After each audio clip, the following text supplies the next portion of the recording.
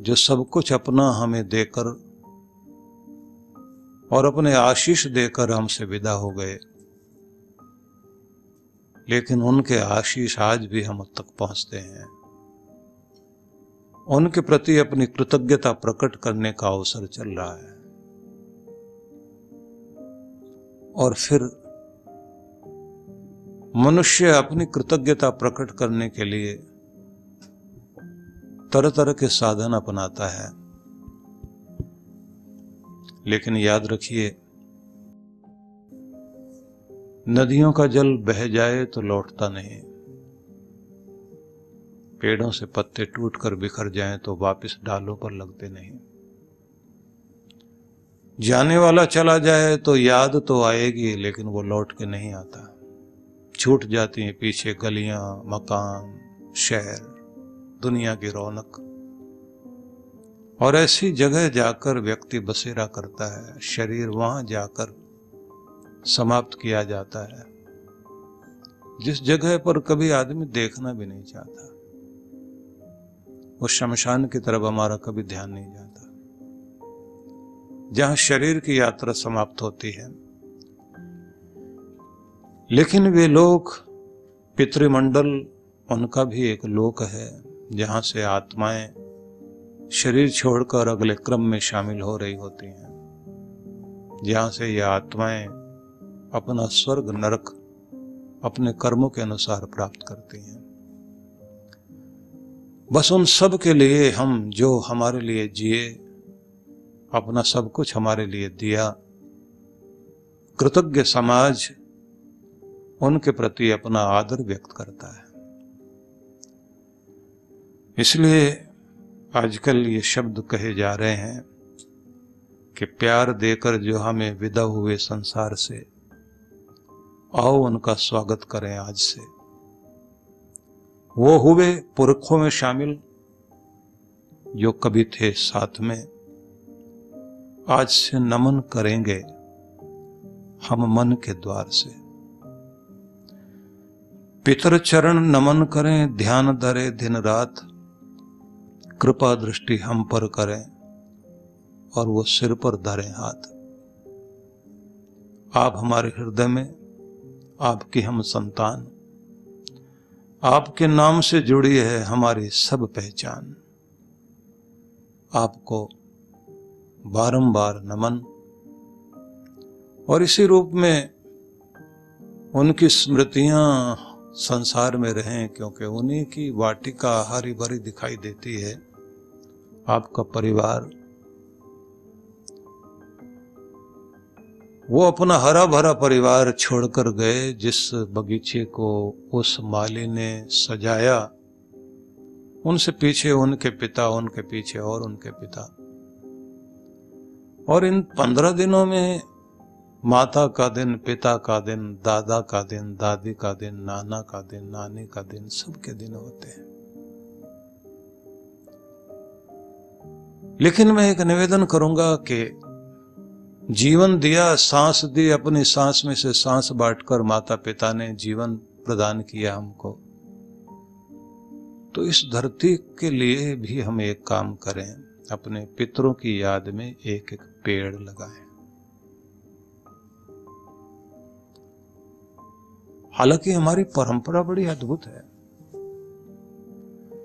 परंपरा है कौवे को आप, क्योंकि इन दिनों कौवा जो अपना घोंसला बना चुका होता है, उसमें से अंडे दे करके उनके बच्चे कहीं पैदा हो गए, कहीं पैदा हो रहे हैं, और आप उनको भोजन देते हैं और कहते हैं वो पितरों तक पहुंचाते हैं। लेकिन एक बात तो है, ये नीम की निम्बोली खाएं, बरगद का फल खाएं, जामुन का फल खाएं, पीपल का फल खाएं, तो इनके पेट में जाकर एक प्रोसेस शुरू होता है कि वो बीज, वो जो फल खा लिया उसके बीज वहां उस प्रक्रिया में आ जाते हैं कि ये पक्षी जहां दीवार के साथ बैठकर बीट करता है, उसकी विष्ठा से वो बीज जाकर फिर उगते हैं। और दीवार के साथ साथ आपने देखा होगा पीपल का पौधा उग रहा है, बरगद का उग रहा है, जामुन का पौधा उग रहा है, नीम का पौधा उग रहा है। हजारों लाखों पेड़ इन्होंने लगाए। और ये पेड़ ही नहीं है, ये तो आपके ऑक्सीजन के सिलेंडर हैं। आपको जो ऑक्सीजन चाहिए, जीवनी शक्ति आपके अंदर उसी से तो काम करती है। तो ये जीवन दे रहे हैं, आपने सिर्फ उनके लिए थोड़ा सा भोजन रखा, और वो भी क्योंकि हमारी परंपरा ऐसी है कि किसी भी आदर्श को चलाने के लिए बुद्धिपूर्वक मनुष्य अपना सके, तो बुद्धिमान जो है वो गोष्ठियां करते रह जाते हैं। तो फिर जब उसको धर्म से जोड़ दिया जाता है, तो धर्म से जोड़ते हुए वो चीजें चलने लग जाती हैं कि पीपल को राखी बांधो, उसकी रक्षा करनी है, इसलिए धागा बांधा जा रहा है। केले के चारों तरफ धागा बांध रहे हैं, वट वृक्ष के चारों तरफ धागा बांध रहे हैं, तुलसी के चारों तरफ धागा बांध रहे हैं। इस सब का मतलब यही है, संरक्षण करना।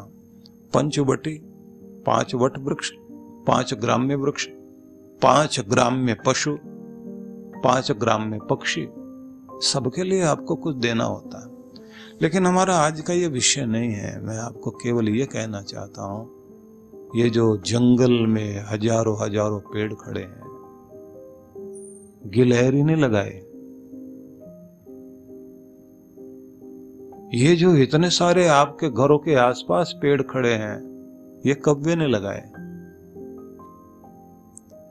गिलहरी जब बीज इकट्ठा करती है, सर्दियां आने वाली होती हैं, तो उस समय जो है बरसात से पहले भी कोशिश करती है।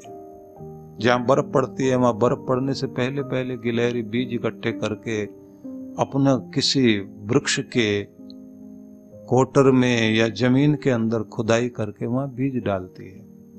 रखती तो अपने लिए कि हम सर्दियों में खाएंगे, उनमें से कुछ उगाते हैं। ऐसे बहुत सारी गिलहरियां पेड़ उगाती जा रही हैं। जमीन खोदना, उसमें जमा करना, उनके लिए आप कृतज्ञ समाज कुछ अर्पित करता है। ये आपकी भारतीय परंपरा है। जब हमारे जीवन में गुरु की कृपा आती है, जीवन हमारा मूल्यवान होना शुरू होता है, तो अपने पितरों की कृपा भी और अपने गुरुजनों की कृपा भी, जितना जितना हम प्राप्त कर सकते हैं, उतना सौभाग्य हमारा बढ़ेगा।